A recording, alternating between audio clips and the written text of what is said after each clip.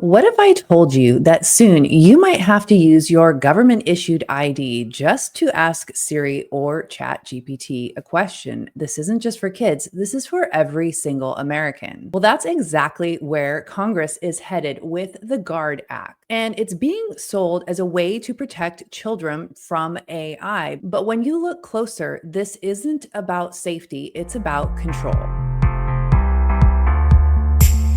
Hey everyone, I'm Julie Barrett and I'm the founder of Conservative Ladies of America. And today we are digging into the GUARD Act, which is a new bill sponsored by Republican Senator Josh Hawley out of Missouri. He is typically pretty conservative, but this bill is anything but, and it's got a lot of constitutional problems. Now, this bill may sound good on the surface, but underneath, it's one of the most sweeping government overreaches that I have ever seen. The goal is to keep children safe from AI chatbots. This is anything from the ones that you see built into social media platforms like Snapchat, Facebook Messenger, and ChatGPT or Copilot, or even Grok through X. But here's the catch. In order to do that, the federal government would require every AI company from OpenAI, which is ChatGPT, to Apple and Microsoft to verify the identity of every single user in the country. That means in order to use AI, you would have to register for an account and use your government issued ID or perhaps even biometric data. The GUARD Act says that no one under 18 can use AI models that interact through chat or conversation. That includes things like ChatGPT, Gemini, Claude, and AI assistants built into your phone like Siri, Alexa, Google Assistant, and Microsoft Copilot. The bill would require AI developers to verify the age and identity of their users before they can gain access. And the only way to do that is by collecting government issued ID or linking to a verified digital identity. And it doesn't stop there. The bill empowers the Federal Trade Commission to enforce these rules. So in practice, big tech and the federal government would be working together to verify and track who's using AI. Sounds a lot like a digital ID system, doesn't it? Now, think about what this means. If your kid has a smartphone or uses Snapchat or Instagram, both of which now have built-in AI models and chat features, they'd be automatically locked out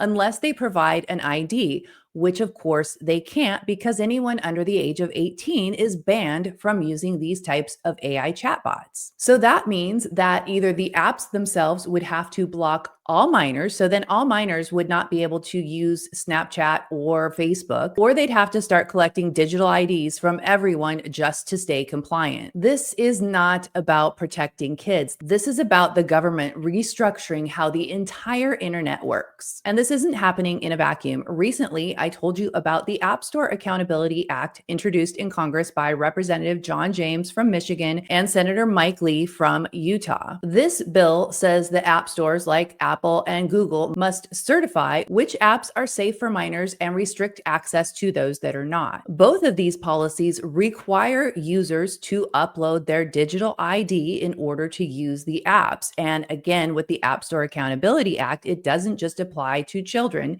Anybody who wants to download an app will have to provide their ID and prove their age before they can do so. So the GUARD Act controls who uses ID and requires ID verification, and the App Store Accountability Act controls which apps you can even access under the guise of child protection. When you combine these two bills together, you start to see the bigger picture. Together, these bills build the infrastructure for federal digital ID. They say it's to protect children, but it gives the government and tech companies sweeping power to decide who can use technology, what they can access, and under what conditions. It is the same safety first justification that we've heard before, like with the Patriot Act and the TSA pandemic mandates. It always starts with good intentions, but it always ends with less freedom. And here's where things get really confusing. Back in April, President Trump issued an executive order expanding the use of AI in K-12 education. learning. His plan encourages schools to adopt AI tools for tutoring, testing, and personalized learning. So on one hand, Washington, D.C. wants our kids to use AI in classrooms, but on the other hand, Congress is introducing bills to ban them from AI entirely. In a world where the workforce and every aspect of life is quickly expanding into artificial intelligence,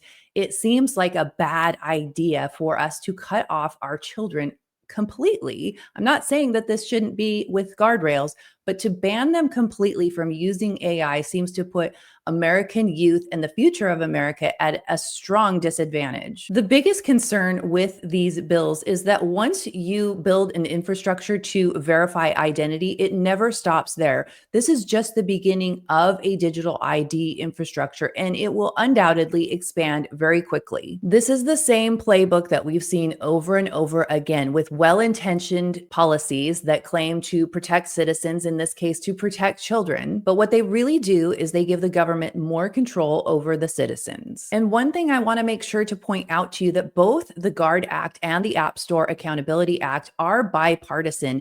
The prime sponsor on both of these bills are Republicans. While I think Democrats want more regulations, I think Republicans want to come off as looking like they are protecting children, giving parents more power, and coming down tough on big tech. But both sides are working together, building the same digital infrastructure that could easily become a national digital ID system. Imagine this: in 5 years, you might log on to a new AI service, or maybe even before you can post online, you will be asked to verify your identity through government-linked digital credentials. That is where this is heading unless we speak up now. It's very important that all citizens speak up against this, in opposition to this, especially since we've got a Republican-led Congress. This is the time where we could get them to pull back on this digital infrastructure. We know this is coming, but we don't want Republicans to be the ones that are ushering this in. We need to hold off on this digital ID infrastructure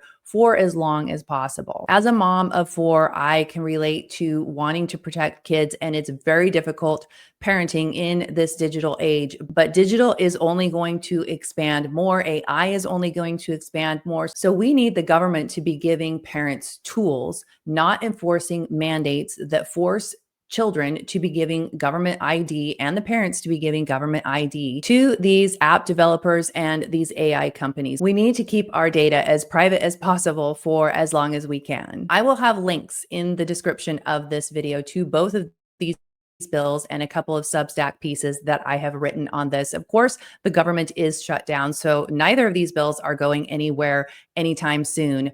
But once the government is back up and running and Congress is in session and working on legislation, I think these are two bills that we need to watch really closely and oppose vehemently. So please share this video far and wide so other people know what is going on with the GUARD Act and the App Store Accountability Act. Thank you so much for watching, and I'll see you in the next video.